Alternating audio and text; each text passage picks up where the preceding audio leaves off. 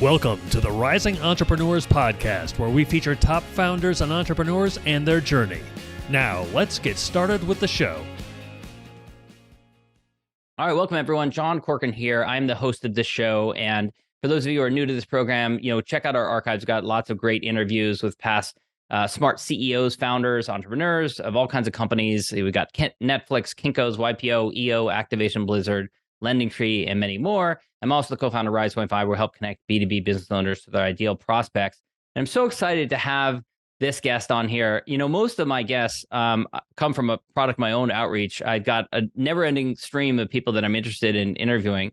This one actually was from an incoming solicitation, which is rare. But as soon as I saw it, I said, I really want to interview this guy. So this is Craig Swanson. He's one of the co-founders of CreativeLive, which is one of the first streaming educational platforms out there. We'll talk about it in a moment. I actually was a guest on Dory Clark's CreativeLive a number of years ago, and it was such a thrill to do. But he's got so many other things that he's done. Longtime entrepreneur, partner in KaisaFit, which is an online fitness platform, also partner in the wedding school and online education for wedding photographers and portrait photographer business as well. Go check out for other podcast interviews of him. Built to Sell podcast interview where he kind of talks about exiting those businesses.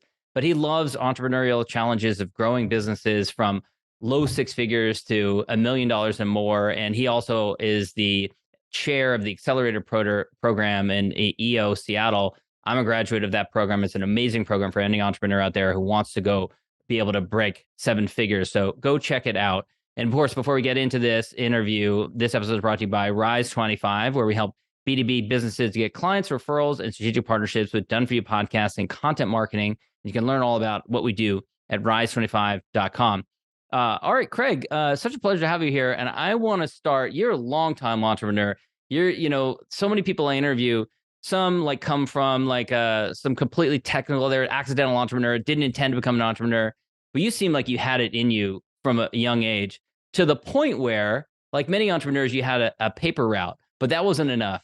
You also had a creative way of generating more money during that paper route. What did you do? So I had my first paper out at 10 because I was in a small town that allowed you to do that. Then I moved to Seattle and you had to be 12. And so I had to wait like a year before I got my paper out. Got my paper out at 12, got the largest number I could get. I think I had like 350 papers on this thing. And then I realized I was like cycling through the summer and like riding my bike through this. So I went down to downtown. I got a wholesaler license. I got a business license. And I basically built an ice cream truck that I carried on the back of my bicycle when I was delivering newspapers. And so I was delivering newspapers, riding through all the neighborhoods and selling ice cream at the same time. And it's not enough that you're lugging all these newspapers. You also have to lug a refrigerated ice cream thing.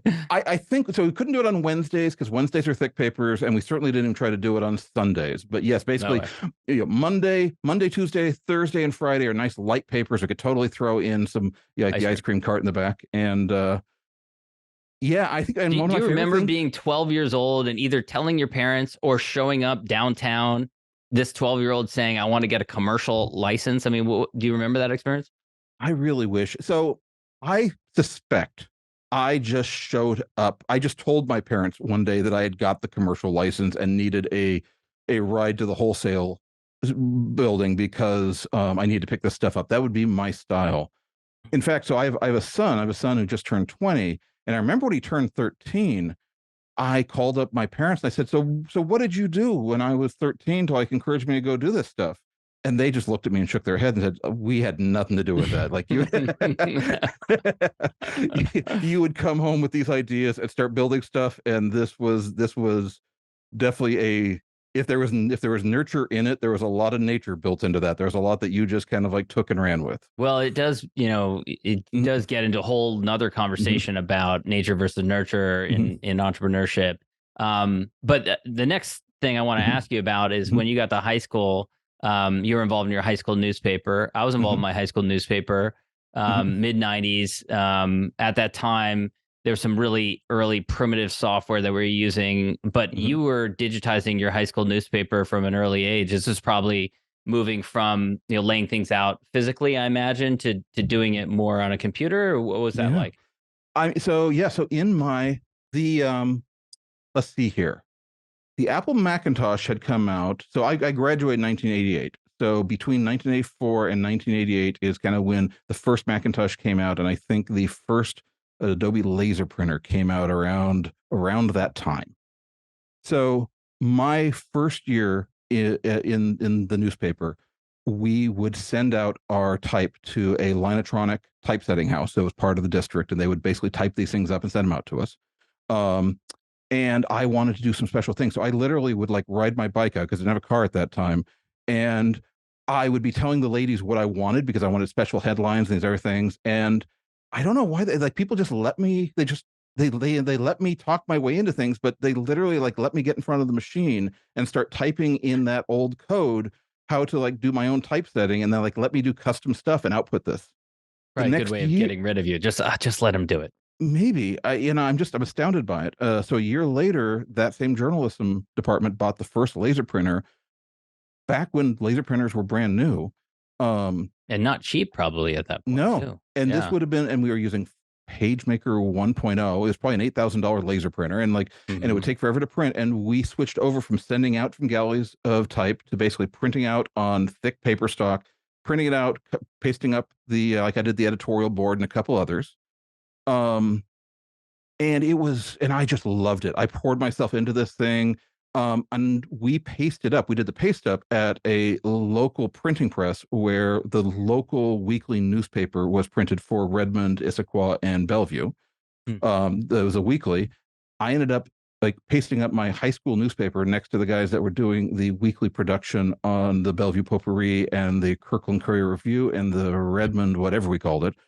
And then in my senior year, they hired me 30 hours a week to basically run the production department, like to start doing the production department on computers because they were switching over and no one knew how to do it.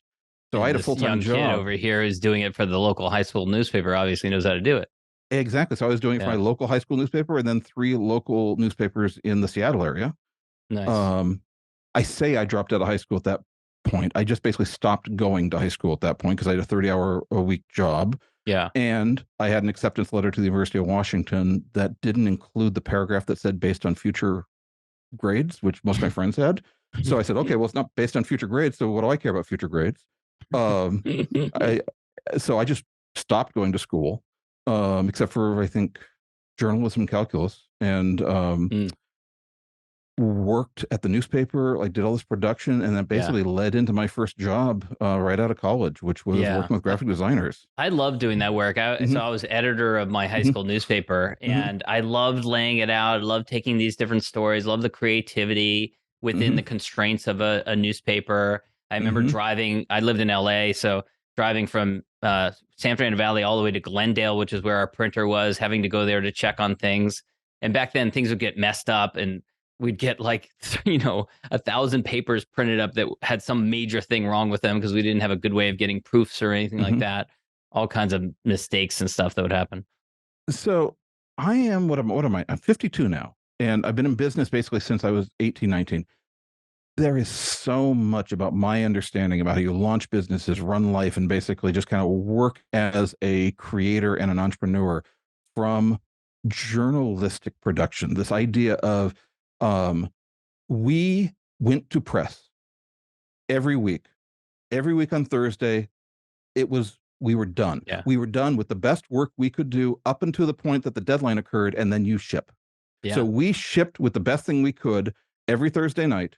If I wanted to stay up till 1 a.m., I could do that. But basically, there's a point at which you ship. It doesn't matter if you've not filled in something. There's a white sheet. There's a white piece of paper that doesn't have your work on it that goes out printed the next morning.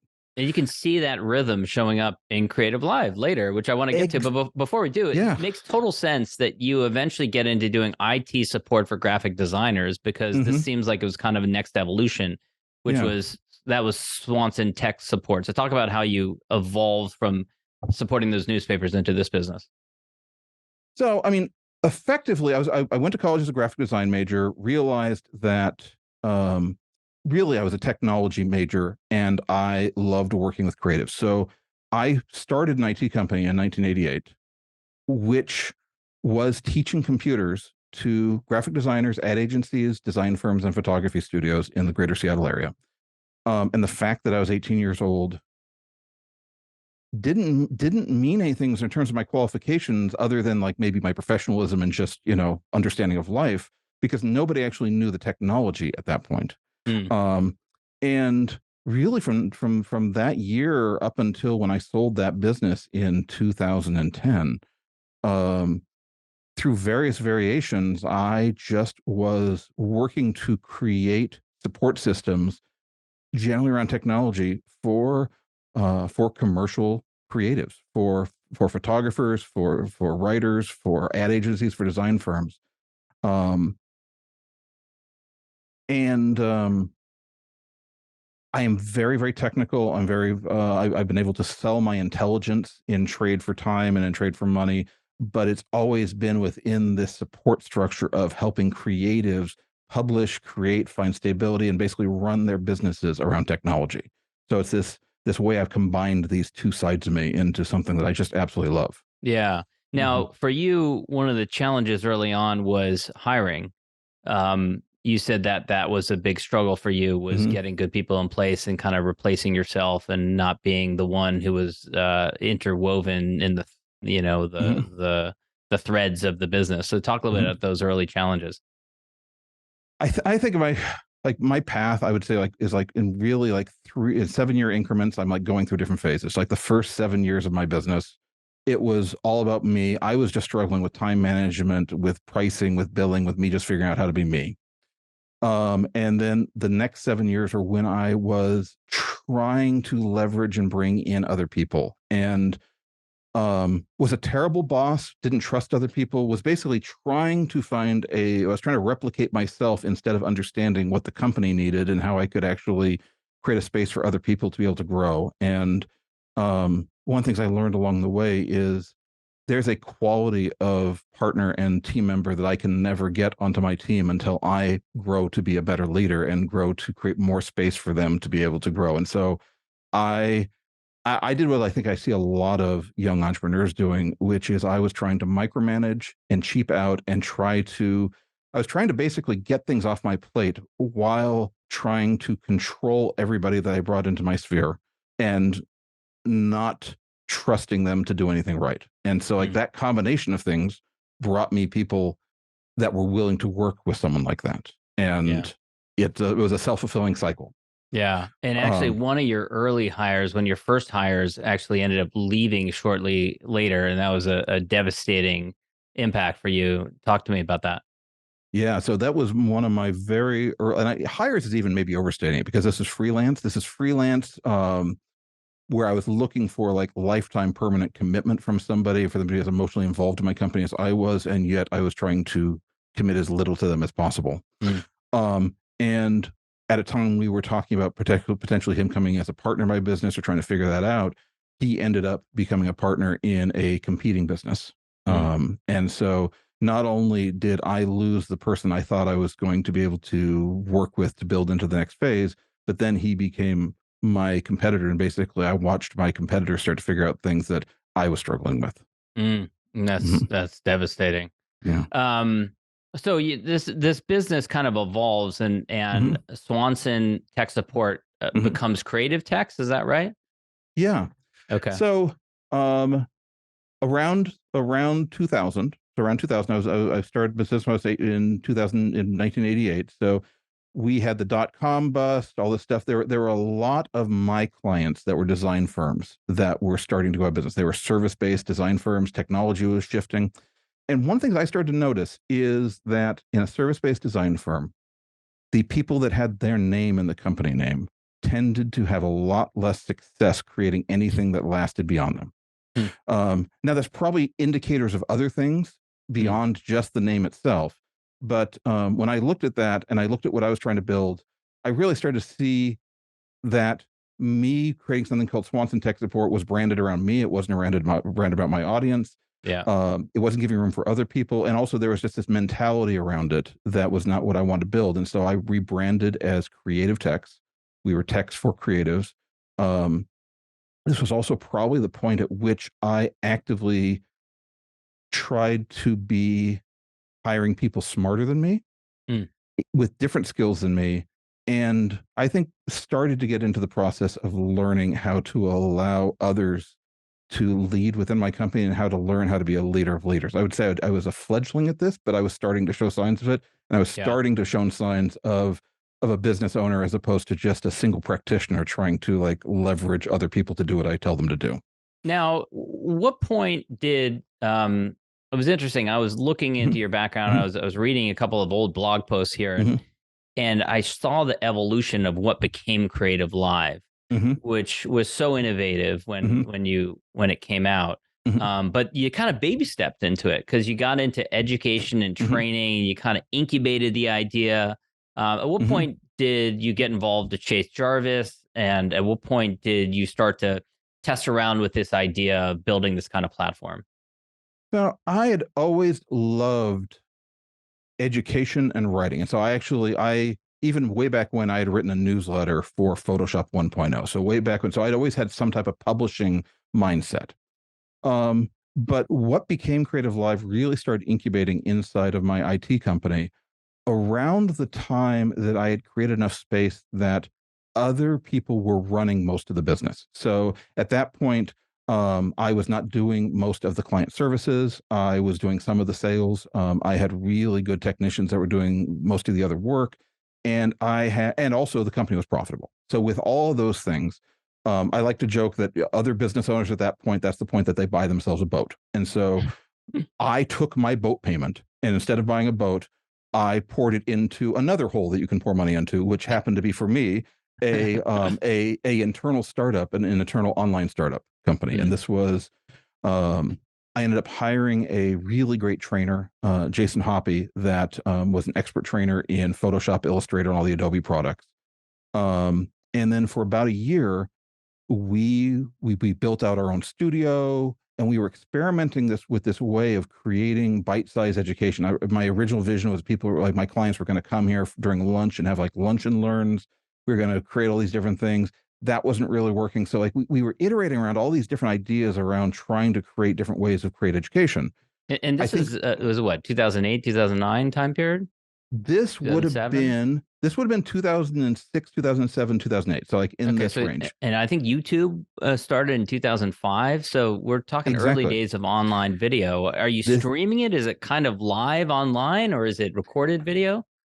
So in the very early days, it was just a lunch and learn. So we were actually creating content that we could like basically deliver in an hour, and the idea that people would drive to be in person with us. So it wasn't even online. Okay. And then we weren't making any money. I mean, it's like I was spending, $60,000, $100,000 a year on my education program, and it probably brought in $5,000 a year. So it was not a very, it was not a very good business, but it was my love. And so in-person was not working. We thought, okay, let's switch to webinars. This new thing had just come out, GoToWebinar. We were playing with this thing. And so we started doing some virtual classes. And then I think really what ended up being the trick that like tripped over to make what CreativeLive is possible is we started experimenting with something that did both at the same time, where we took our in-person classroom, had people in person, there in person, and simultaneously did a broadcast to a webinar externally, so that the people watching externally, most webinars at the time had this dead performance of the person teaching because they were not talking to anyone. They were just talking to a screen. They had no sense of anything. So I wanted from Jason, I wanted his in-person audience. I wanted laughter. I wanted humor. I wanted him to be like responding to an audience in front of him. And so we ended up building this classroom that had about 5 or 6 people in person that were paying to take the class there. And then we had, 10, 11, 12 people that were tuning in remotely. And that created such an amazing connection. The instructor had an audience in person to react to. We had the people watching remotely that let us like support more people. And then I was making sure in the back end that I could like have their audio from the remote people come in. We did a lot of work to basically try to make this all working where Jason's eye line was going.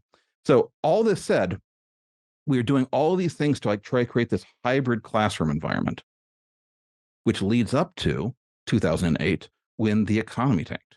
And we had the wave of banks going out of business. In fact, Washington Mutual Bank in Seattle was my biggest client, and they went out of business. So all of a sudden, this this IT company that was running without me, that was giving me, the owner, my boat payment to go reinvest in my Yeah. little favorite little hobby.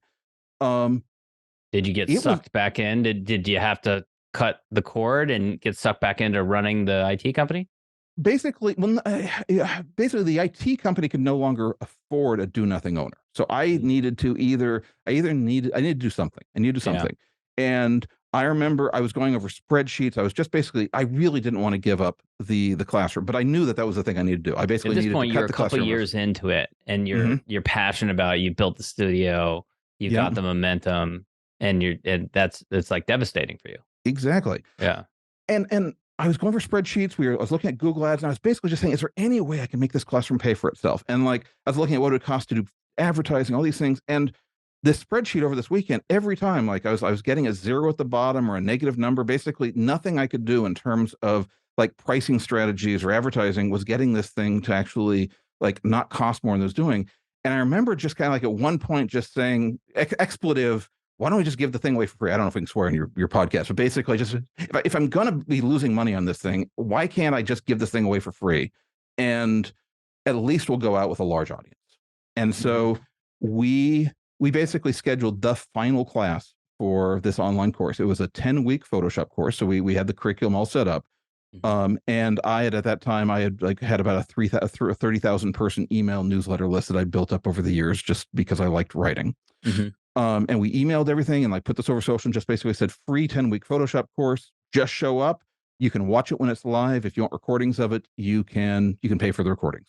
Mm. And that basically is the CreativeLive model. That the very first week of that 10-week course, we had a 1,000 person license for GoToWebinar. And I genuinely thought the 1,000 person Was enough. bullet point. No, I thought the 1,000 person bullet point was a marking number. I thought there's no way that they're actually paying attention to how many people and at 1,000 people, like it cut off our new people. And so, So you had we a lot of angry people who couldn't get in. angry, frustrated. I mean, like, but it was great. I mean, like there's a lot of energy. And so what ended up happening is over the next several weeks, we couldn't upgrade that limit. We couldn't upgrade that limit. So we just started the webcast earlier and earlier. And so basically it would be filling up 5 minutes early and then 10 minutes early. And so basically, like, there was such a capacity desire for this thing that people were basically just like, just filling up the funnel. Coupled with probably people who are out of work and looking for work or looking to upgrade their skills. So there's good timing in that sense. Yeah. Yeah. And then we sold recordings of it. We basically we sold recordings for, I think, for $50.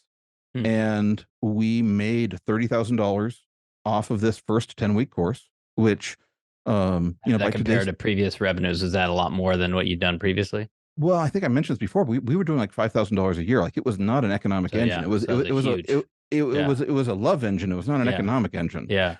So yeah, and you kind of stumbled into a freemium model. Exactly. Yeah. And a freemium model that really, like, everything inverted, and all of a sudden it became the driver that kept my company alive. So my IT company actually now, instead of the company having to pour $100,000 a year into the training company, turned around the other way.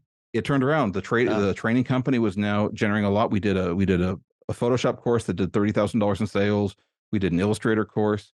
I was talking with Chase. So you asked, like, when I met Chase. Yeah. Chase, by the way, very well regarded photographer who at the time had built a social media following, I guess you'd call it, early days of social media.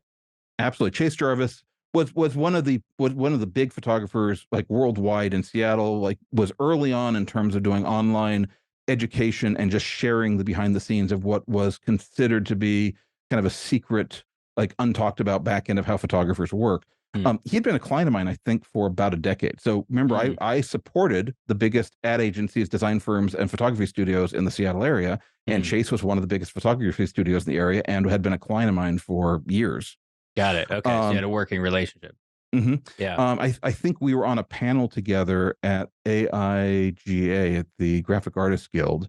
And at a break, I was telling about, like, what was happening with the Photoshop course. And we just started talking, and basically over about the next 4 or 5 months, kind of like spec'd out moving this thing that had been in prototype stage inside of my company. We spun it out in 2010. So the in terms of time frame, the 2008 is when the economy tanked. Around the end of 2009 is when I kind of knew that I needed to do something with my IT company. So my Hail Mary with the education company was around 2009. And then between 2009 and 2010 is when Chase and I were talking, and then we launched CreativeLive in 2010.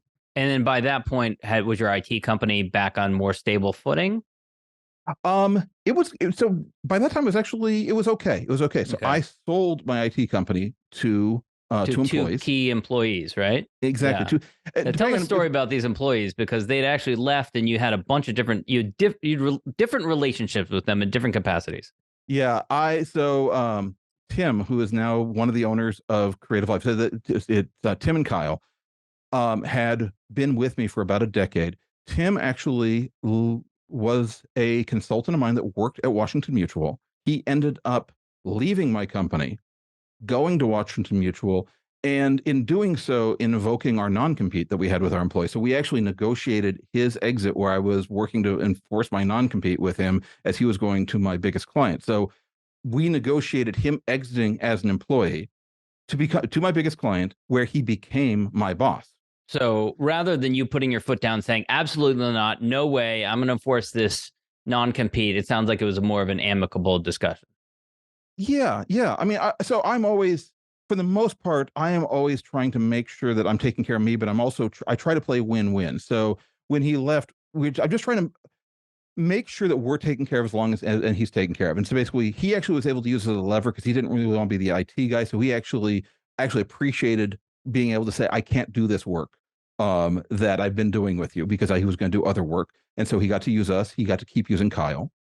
And then a couple years later, Kyle left. So Kyle left. And so he actually went to start his own gig. And we actually even negotiated, we went through his client list, and I let him buy out or gift. I basically went through his client list and gave him a couple clients that he was really core with, that allowed him to kind of start his practice in return for him not going after other clients and just kind of negotiating the terms under which he was going to leave. I think a lot of service providers are so afraid of this, they never talk it out, and create a lot of dead end conversations where basically you have two people like not trying to negotiate. So we're basically really proactively trying to work this out.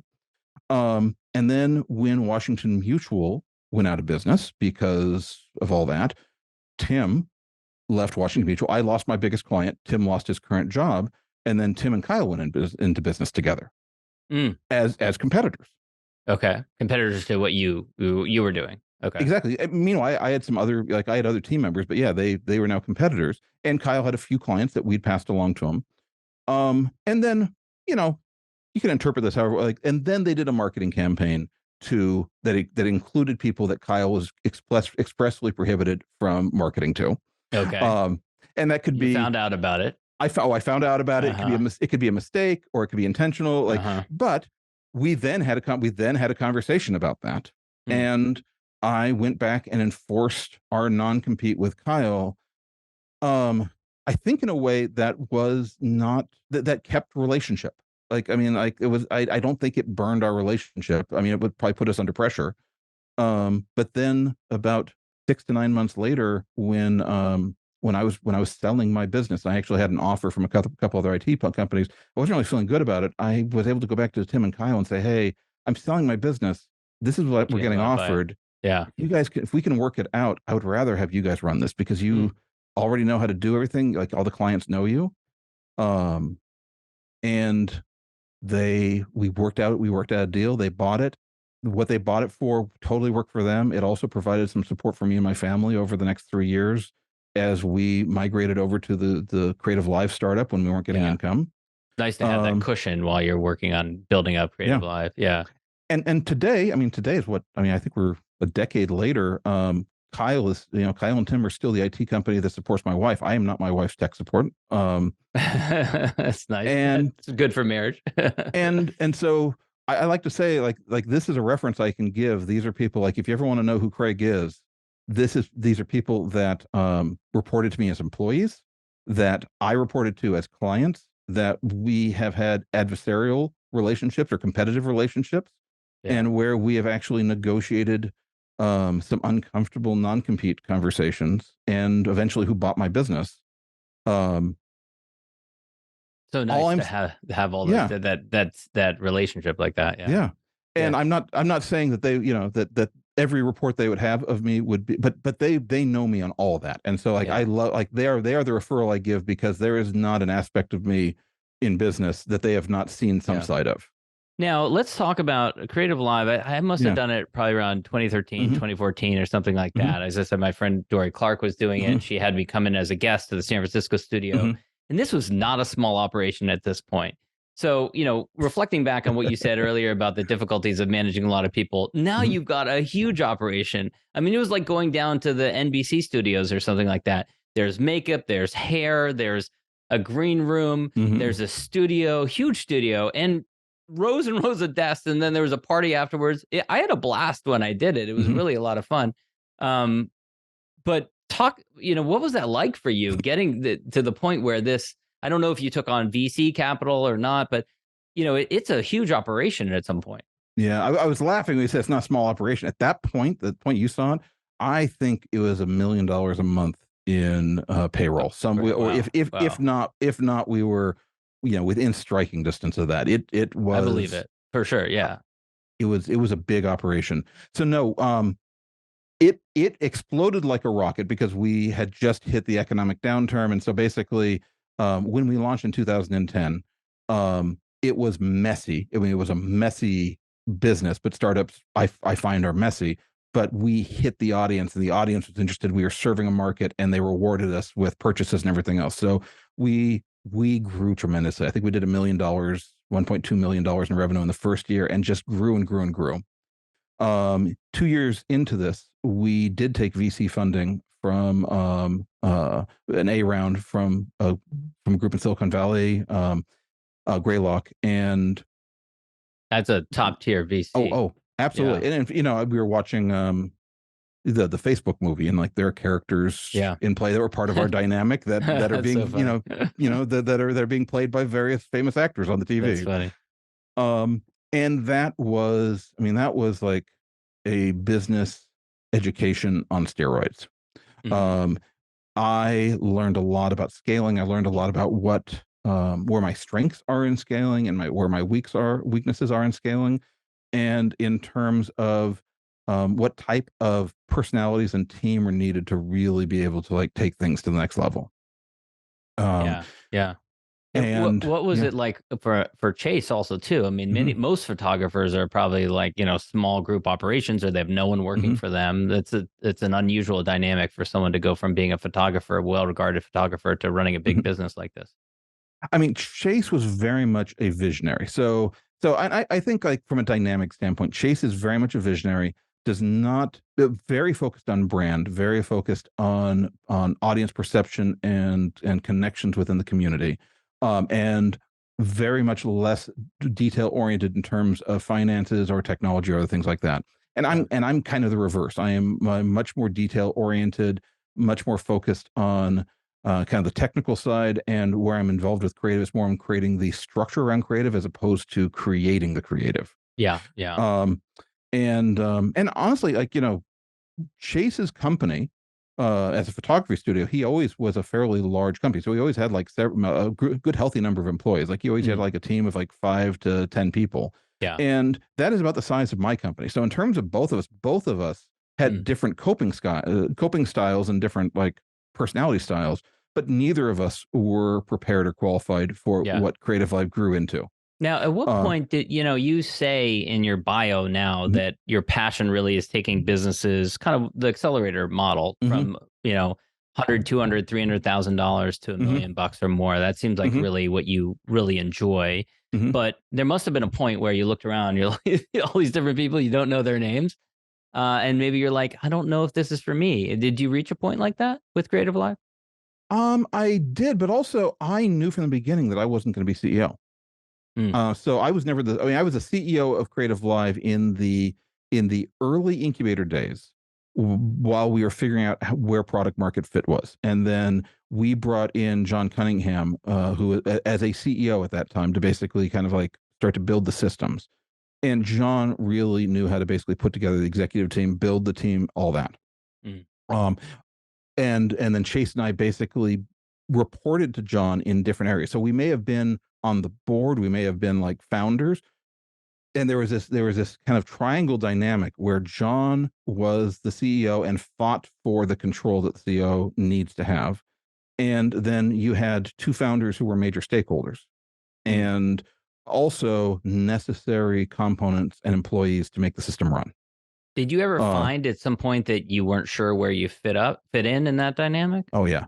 And at some point it grew to a point where I did move on, because at some point when in 2015, when Chase became CEO, after we'd gone through a couple rounds, like I did move on to the next phase for me personally, because I really realized I love the act of building a company and creating a company to about that $1 billion a year mark. Basically, that, like, for me, the hands-on act of creating, solving, finding the product market fit, working with creatives, basically all that struggle of figuring out where, how to build a sustainable business that can break $1 million. That is like my sweet spot. Mm-hmm. The next march, going from 1 million to 10 million and then beyond, I move into a mentorship role for different people, for the executive team, for different areas. But it actually gets to a place where I'm not the person to lead it or handle all the details in that. Mm-hmm. And so I would say that's something I know about myself now. I think that emotionally, I was less comfortable with that during CreativeLive. Like during CreativeLive, it felt like power was being stripped from me. Like I was discovering this about myself at the time and learning what it took to grow, and maybe in denial or struggling with it. Whereas today, it is something I build into my program. Today, like I get companies up to a place, and then basically around the time we're crossing 1 million, I'm also kind of cherry picking who is going to be the executive team that's going to take it to that next level. Yeah. And how are we going to basically build that team so it can go and thrive. It'd be great if we came with an instruction manual that told us these things, but it's really once you cross those bridges that you learn those things. So that natural transition to some of the more current work you've done with Sue Bryce. So Sue Bryce was a similar kind of idea here. She was a well-regarded photographer, right? So talk about how that partnership came about. So Sue was actually an instructor at CreativeLive. So she was one of the she taught her first class in 2012. And then around 2014, 2015, one of the things that happens with instructors on CreativeLive, especially as things were developing, because when CreativeLive started, nobody knew how to do live streaming. The technology was all hard. CreativeLive made a lot of instructors really big and famous, and made them a lot of money in a really short period of time. But then when you have some people like Tim Ferriss's of the world, Brene Brown's, that are now much bigger individuals, that you can claim credit for some of the growth in their career. So those two, Tim and Renee, so Brene, like they were huge when they got involved with CreativeLive. But yes, there's a lot of people that kind of used CreativeLive as an initial springboard for really significant impact. Yeah. And so Sue got to a certain level of impact, and then made a conscious choice that she was going to go do her own thing. And so she did that. A little bit later, Chase became CEO. I had kind of made my peace in terms of where my role in CreativeLive was, and CreativeLive was growing to a place where I was an owner, but I wasn't really involved in it. And so I went through, I exited CreativeLive, still an owner, but basically went through my non-compete earn out period and all that. And at some point, Sue and I got together, and we're both free of CreativeLive. She's been doing her own thing, and she had her online education company, was doing about $600,000 a year, and she knew she was bumping into a non-sustainable place for her. She was either going to blow it up or get rid of it, or she was basically running into her own limitations in terms of what she wanted to do and where she was skilled. And then I came in along with a couple other partners. We came in and basically partnered with Sue Bryce, created the incubator company that I was doing, that I basically did a lot of work with. And we basically took Sue Bryce, I think, we basically built Sue Bryce into a company that was doing about $6 million a year. Eventually it got sold and acquired by Emerald, one of the biggest in-person trade show companies out there. And that became really like the first big incubator company that I took first to 1 million, or was part of a team that took first to 1 million, and then built out the team that could basically grow that to the next level.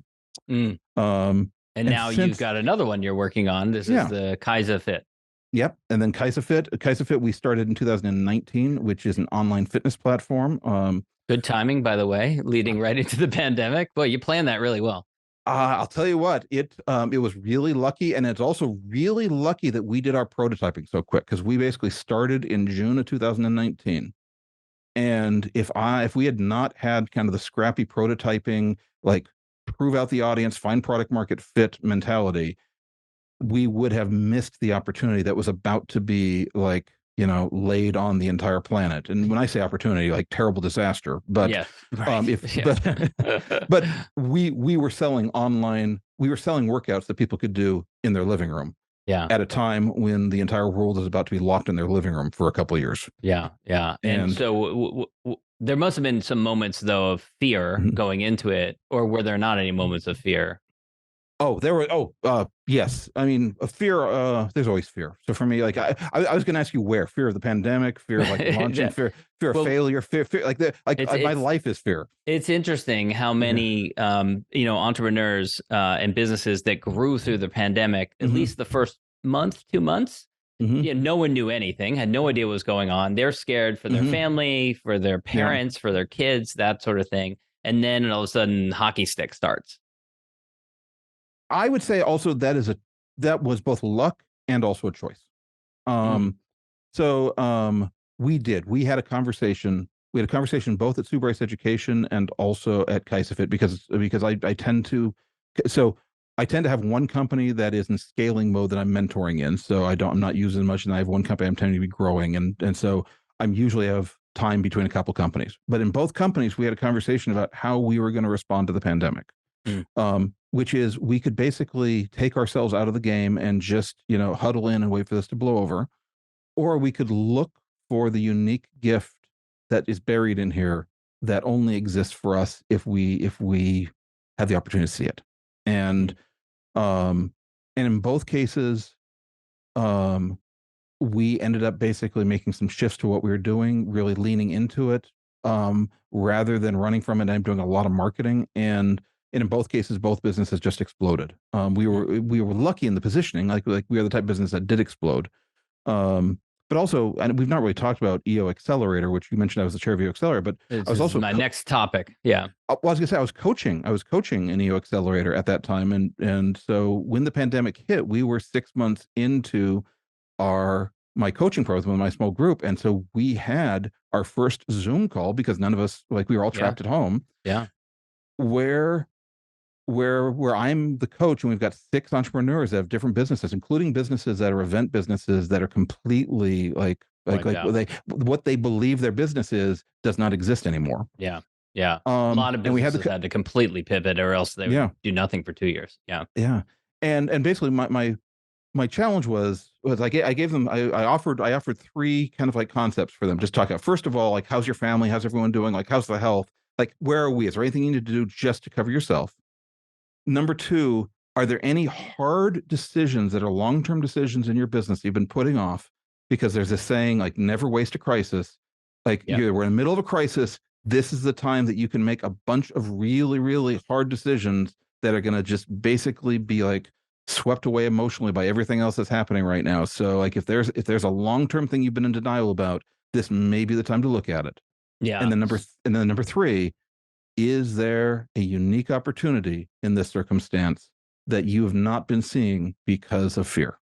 And I have to say, so EO Entrepreneurs Organization, which is the parent organization of the Accelerator program, such an amazing organization during that crisis. I think it's like a template for what to do, because every day I'm receiving, and I was in an Accelerator program at the beginning of the pandemic, they're sending a text message, an email of a litany of different online educational activities that were educating people about things to do, marketing ideas, how to do the PPP, things like that. And it was just amazing to see people step it up and help one another. Absolutely. And one company in particular, like one company in the small group I was coaching, is a event business. Basically, she did audio visual for hotels. Well, in the pandemic, audio visual for hotels, there's just, I mean, like her business went Yeah. from almost EO qualifying, almost $1 million a To year zero. to zero Yeah. in a month. Like she had hundreds of thousands of dollars of cancellations Hmm. all in this what she was dealing with. And she pivoted. She has impresses me like very few entrepreneurs I have met. Like she took a step back and said, look at, okay, what do I have? I have crew, I have cars, I have logistics. And she basically called up food companies that were like delivering to people that are now to like rework for home. And she basically repivoted her entire company to provide emergency food and delivery services, Wow. or like basically utilizing what she's got, and then at the same time was building out a studio in what was once her storage space to try to create some type of online space for charities or other people to be able to do events and try to get to some semblance of Wow. business. Wow. So and even best, she did this for 2 years. She became EO qualified at the beginning of this year, and she is now an EO member in my forum. So she is now my forum That's mate so in cool. my forum. That's great. And That's great. um and just extraordinary. Um and there's stories like that. Like there were so many people that struggled, but also so many people that basically responded, try to figure out something. And there's nothing like having a group of fellow entrepreneurs, some succeeding, but all being honest and pulling for each other, and like creating the sense that we can choose how we're going to respond to this crisis and how we can navigate it. Right. To be Hmm. deliberate and intentional rather than to just let it happen to you. Yeah. Yeah. And to look for the opportunities. That does not mean denying the crisis, but it also means that there are unique opportunities that do exist in every crisis. Yeah. I Hmm. mean, Slack is one of those. I Hmm. think that was a failed different startup and they were Hmm. about to go out of business. And they're like, what else could we do? And they had this internal tool that they built. Like, well, Hmm. maybe we should look into that. And it ends up being a Yeah. huge multi-billion-dollar company. Yeah. Lots of examples like that. This has been amazing, Craig. I love Hmm. talking to you. We're almost out of time. I love to ask my gratitude question, which is I'm a big fan of gratitude, especially expressing gratitude to peers and contemporaries and mentors and partners who've helped you along the way in your journey. Who would you want to shout out publicly? Wow, there are so many. I'm gonna name check a couple. Like the one that comes to mind for me is Celeste. Celeste Olds, who was our first producer at Creative Live, um, who reported to me, um, but took me aside one day and talked to me really straightforwardly about how my behavior was being disruptive for her team and distracting her team from being able to do the work that we had hired them to do. And Wow, where that takes some cojones to say that. Wow. and did so in a way that grew trust instead of breaking trust. Mm, Um, and um, and I think I like Celeste probably gave me more opportunity to learn about myself and grow than any individual. I mean, there's so many individuals I've learned from, but like I'm gonna just call out Celeste on this one because mhm. she taught me what a producer can do. She taught me my superhero. But Celeste is my superhero. Celeste became the Celeste, in there's this the entrepreneur operating system, there's this thing called the integrator, this vision. She basically taught me what a differently skilled person can do if we build trust together. And she takes my vision and I give her the power to execute with what she knows to execute. Um, CreativeLive would not be what CreativeLive became, and I would not be the entrepreneur that I would be if I had not learned from Celeste how I can work with people like Celeste. So it's not just that Celeste like did all this for me for CreativeLive and like made an incredible team and grew an incredible team. Celeste taught me how to work better with future producers, and that there was this role that could unlock an amazing amount of creativity and creation for me that I didn't know existed. Craig, I know you're super passionate about the EO Accelerator Mhm. program in Seattle. So where can people go learn about that, and where can they also go to learn about you and connect with you? So the best way to go if you're in Seattle and you're interested in EO Accelerator, go to seattleaccelerator.org. And there is a single page that kind of has all the summary of that, seattleaccelerator.org. Best way to connect with me is look for me on LinkedIn or go to craigswanson.org. It's Craig Swanson, not .org, not .com. I don't own the .com, the .org. Got to get on top of that. All right, Craig. Thank you so much. Thank you. Thanks for listening to the Rising Entrepreneurs Podcast. This episode is powered by Rise 25. Please subscribe and check out future episodes.